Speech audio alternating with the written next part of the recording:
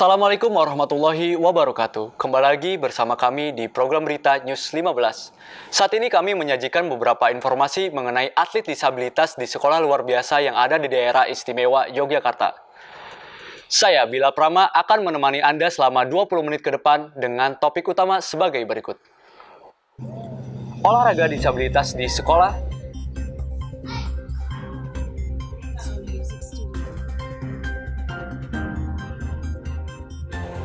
Pencapaian, kendala, dan harapan atlet disabilitas.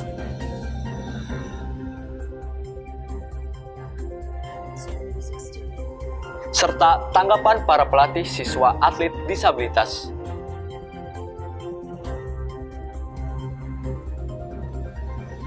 Dan inilah News 15 selengkapnya.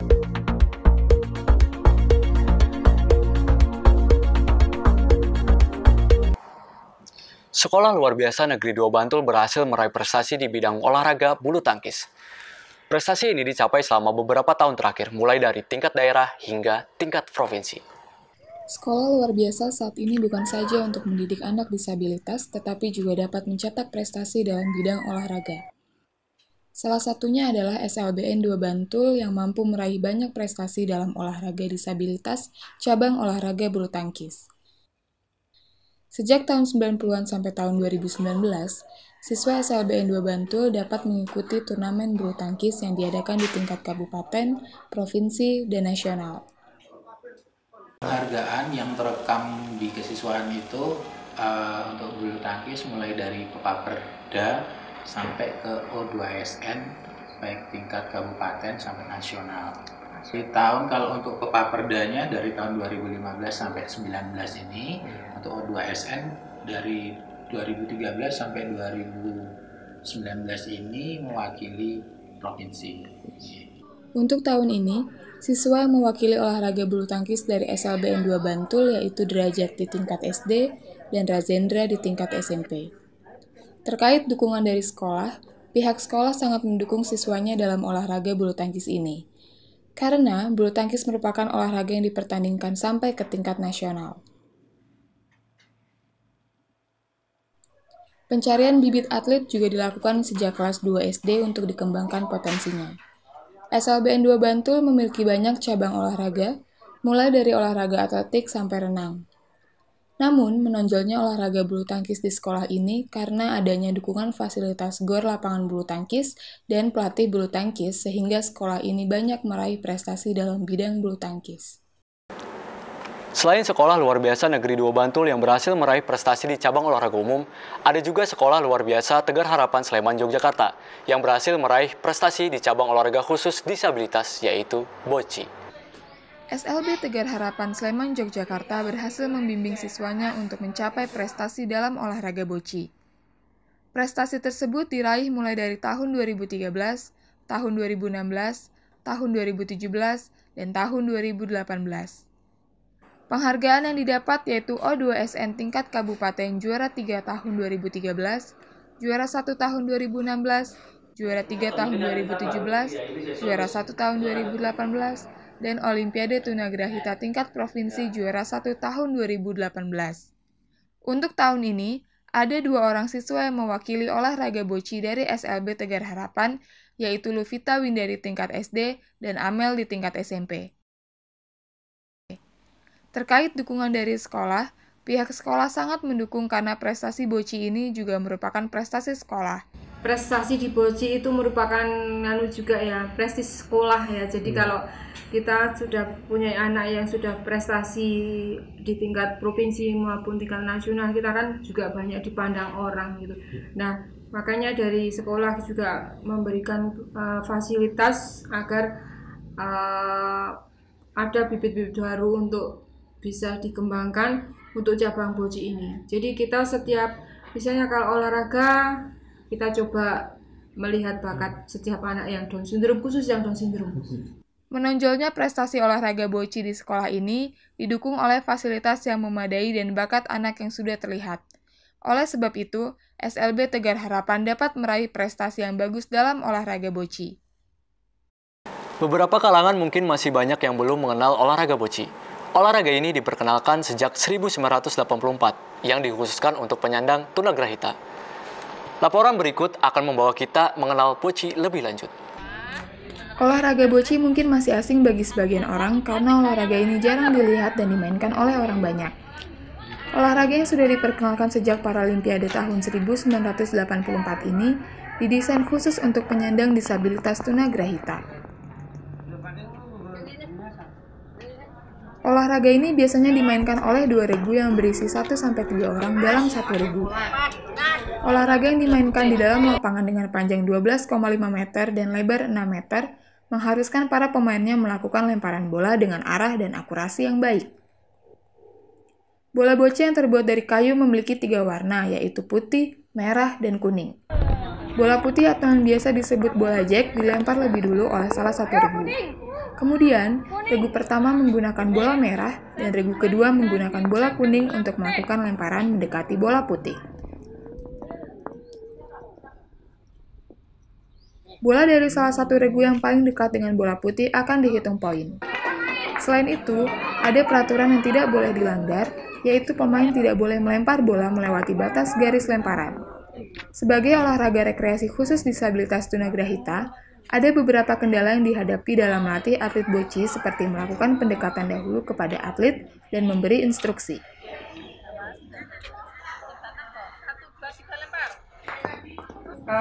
Latihan untuk atlet, apalagi untuk anak-anak yang tunagrahita itu untuk membiasakan saja. Jadi kalau untuk istilahnya kita mengejar prestasi itu mungkin tidak bisa, tapi untuk sekedar untuk melatih, jadi untuk melemaskan otot-ototnya dan untuk sedikit memberikan tekniknya, membangun kedekatan dengan atlet itu biasanya ya kita dekati, kita ajak bercanda, kita sapa, setiap hari itu kita sapa, kita dekatin, kita ajak bercanda. Itu yang untuk membangun kedekatan atlet dengan pelatih seperti itu.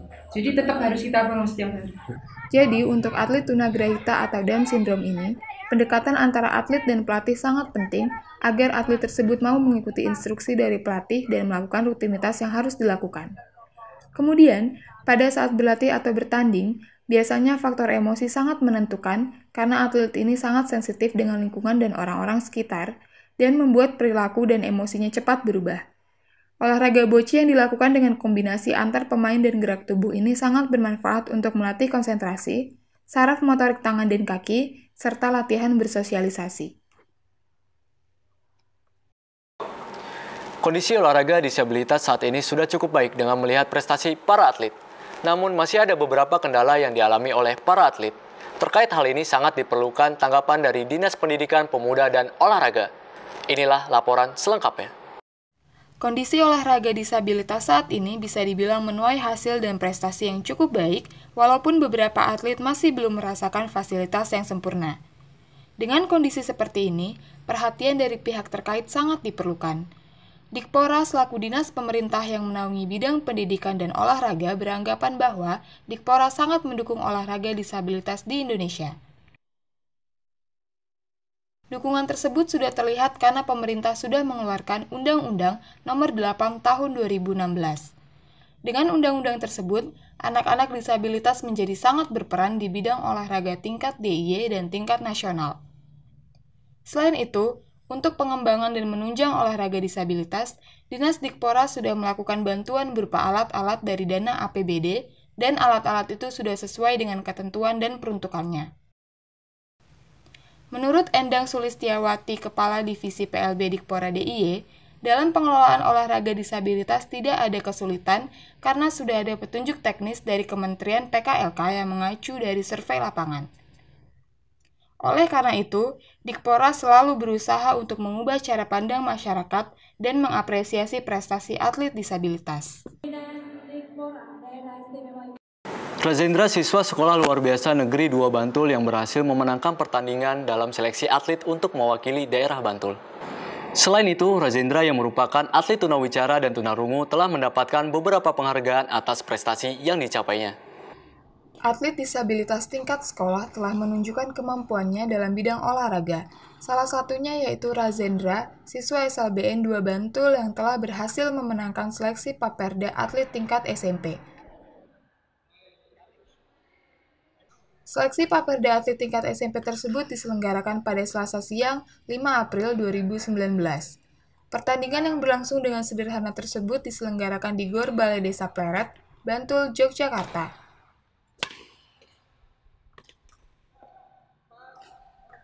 Razendra berhasil menjadi pemenang untuk mewakili daerah Bantul sebagai atlet bulu tangkis disabilitas tunarungu dan tunawicara.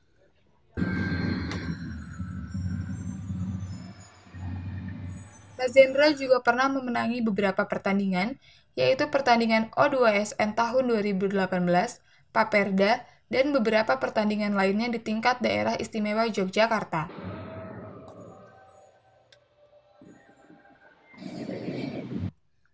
Razendra sangat senang dengan raihan tersebut, karena dengan itu, dia telah menunjukkan kapasitasnya sebagai siswa disabilitas berprestasi dalam bidang olahraga. Raihan prestasi yang dicapai oleh Razendra tidak dengan mudah dilaluinya. Razendra mengakui bahwa ia kerap menghadapi beberapa kendala pada saat latihan. Pencapaian prestasi yang diraih oleh siswa penyandang disabilitas bukan dengan mudah dilaluinya. Salah satunya yang dialami oleh Razendra. Razendra kerap kali kesulitan dalam mencari tempat latihan dan mencapai tempat latihan karena lokasi latihan yang jauh dan tidak adanya alat transportasi. Sehingga, dia terkadang harus menunggu ayahnya untuk mengantarnya ke tempat latihan.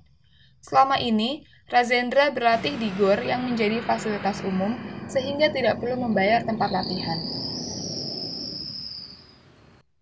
Selain dibantu oleh ayahnya, Razendra juga mengakui bahwa mendapat dukungan dana dari sekolah dan dari NPC Bantul yang diberikan setiap bulannya. Kesulitan yang dihadapi Razendra dimulai sejak berlatih dan mengikuti pertandingan bulu tangkis mulai dari kelas 3 SD sampai dengan sekarang Razendra yang sedang duduk di kelas 3 SMP. Keputusan Razendra untuk menjadi atlet bulu tangkis bukan hanya karena hobi, tetapi juga karena ingin membuat bangga orang tuanya, dan terbukti hingga saat ini dia telah menorehkan beberapa prestasi yang patut dibanggakan.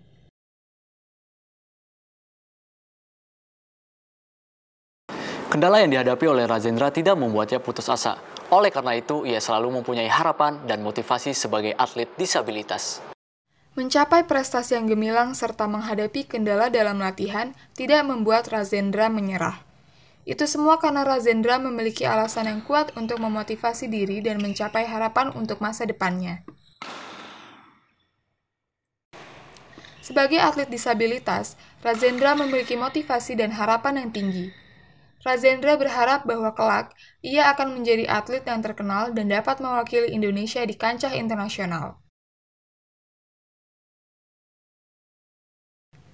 Selain itu, Razendra juga memiliki harapan untuk olahraga disabilitas di Indonesia. Ia berharap bahwa kelak atlet-atlet disabilitas di Indonesia menjadi lebih baik lagi dari sekarang, serta mendapatkan hak-hak dan fasilitas yang lebih baik lagi.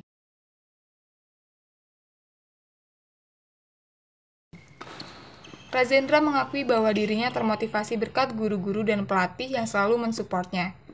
Untuk mewujudkan harapannya tersebut, Razendra akan giat berlatih karena ia percaya bahwa bulu tangkis adalah jalan untuk meraih impiannya.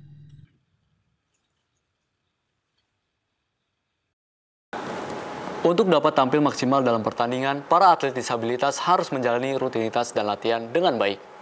Pelatih Razendra mengatakan bahwa ada beberapa perbedaan dalam rutinitas dan latihan atlet disabilitas. Atlet disabilitas harus menjalani rutinitas dan latihan yang sedikit berbeda dengan atlet pada umumnya untuk meraih hasil yang baik dalam pertandingan. Sebagai atlet disabilitas, Razendra biasanya menjalani latihan 3 kali dalam seminggu yang dilakukan di sekolah dan di GOR Wirokerten, Bantul, Yogyakarta. Menurut Yatno, guru olahraga Razendra, latihan tersebut meliputi latihan fisik dan latihan teknik. Untuk atlet difabel, ada sedikit pengurangan porsi latihan karena fisiknya berbeda dengan atlet normal. Kalau untuk difabel itu sangat berbeda sama yang normal. Porsinya lebih dikurangin itu untuk teknik sama fisiknya pasti berbeda sama yang normal. Kesulitan yang sering dihadapi dalam melatih Razendra terletak pada kendala komunikasi karena Razendra merupakan atlet tunawicara dan tunarungu. Memberikan latihan dan penjelasan teknik yang sedikit rumit memang butuh pengulangan dan penggambaran yang jelas sehingga dapat dipahami dan dipraktekkan oleh atlet di lapangan.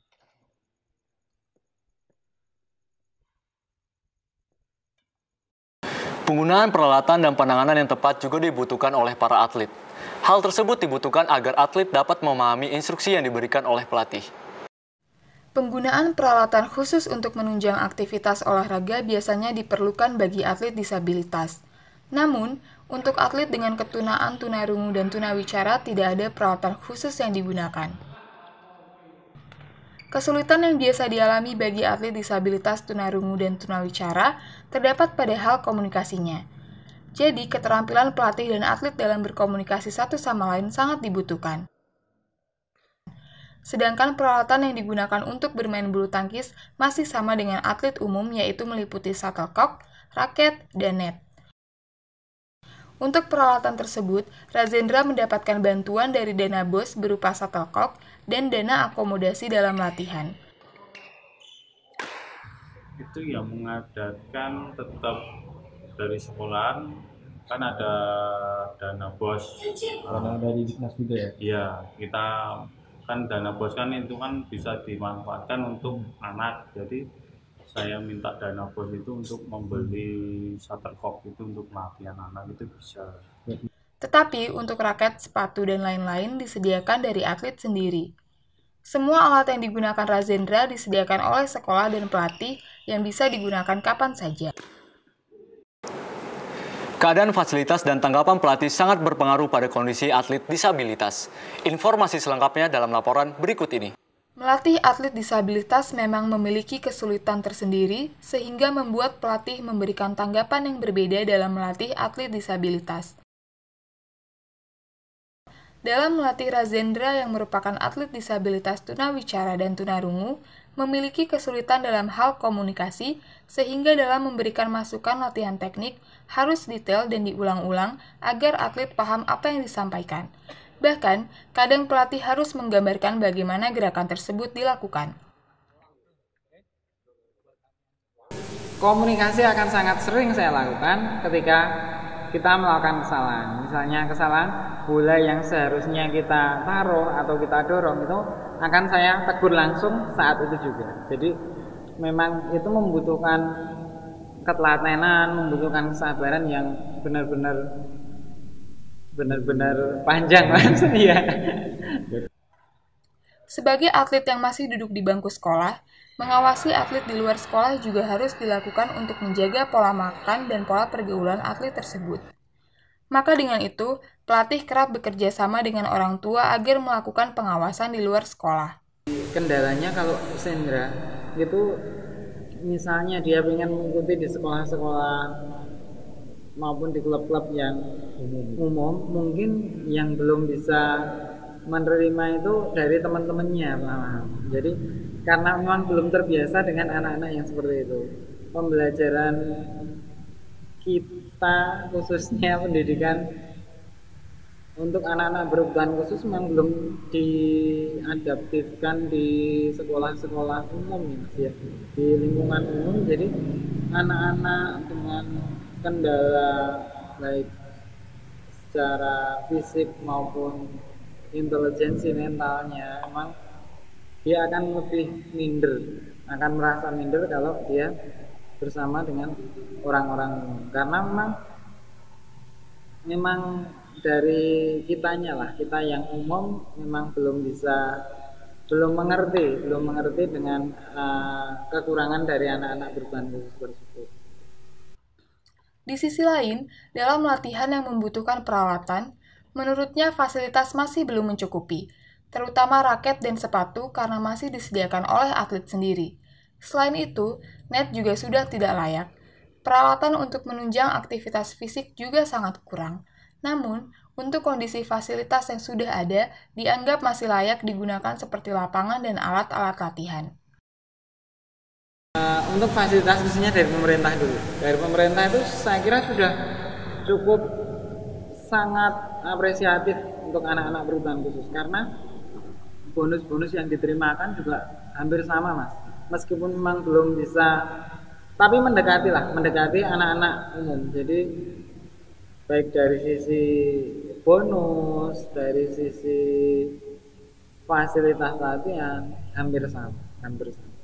Jadi nanti kalaupun saya ada terkendala dengan istilahnya pendanaan untuk pengadaan fasilitas, nanti akan saya komunikasikan pertama ke MGMP, kedua nanti ke Pora. MGMP itu musyawarah guru mata pelajaran. Jadi ke organisasi guru-guru olahraga se-Kabupaten Bantul khususnya. Nanti akan saya komunikasikan ke situ.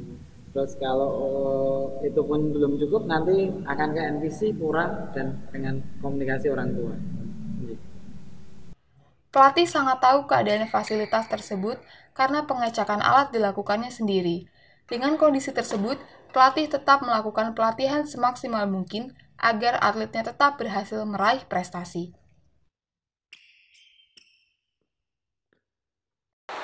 Berita tadi mengakhiri perjumpaan kita hari ini. Saya Bila Prama bersama kru yang bertugas mengucapkan terima kasih. Wassalamualaikum warahmatullahi wabarakatuh.